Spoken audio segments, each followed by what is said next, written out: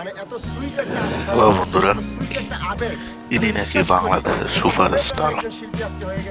উনির বাড়ি খুলনা।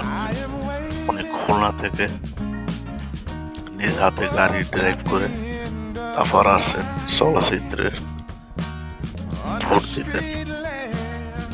আমি তো আর কখনো তার ছবি বা মুভি দেখিনি। চলচ্চিত্রে একজন সদস্য হতে হলে তাকে 3টা না 4টা মুভি করতে হয় এবং প্লাস সেই মুভিতে বড় একটা রোলস যেন থাকে, তাহলেই তাকে সদস্য দেয়। এরকম নায়িকা তো আসলে খাটকা ফাঞ্জা নায়িকা, এটা আসলে মুভি না কাপাই আসলে মনে হয় খাটকা পাইছে, এই জন্য হয়তো সে ভোটটা দিতে আসছে।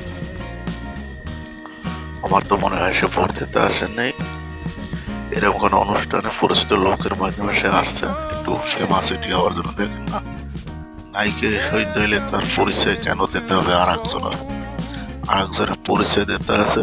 এই একটা দামরা, এই দামড়িটা এসে কোথা থেকে জানো পরিচয় দেয়, সে হলো সুপারস্টার।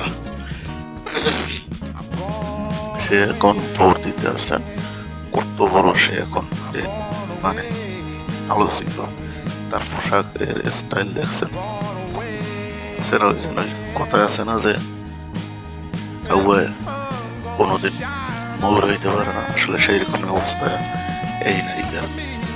আসলে সে হিন্দি ছবির স্টাইল নয় তো, এর জন্য আসলে জানে না নিজেই যে নিজেকে আসলে কতটা কমেডিয়ান লাগে, এরকম একটা ড্রেসে।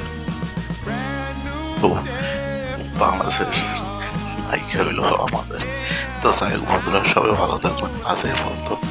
যারা যারা চ্যানেলটি সাবস্ক্রাইব, অবশ্যই চ্যানেলটি সাবস্ক্রাইব পাশে থাকবেন। ভিডিও ভালো লাগলে অবশ্যই একটি লাইক, কমেন্ট, শেয়ার দেবেন।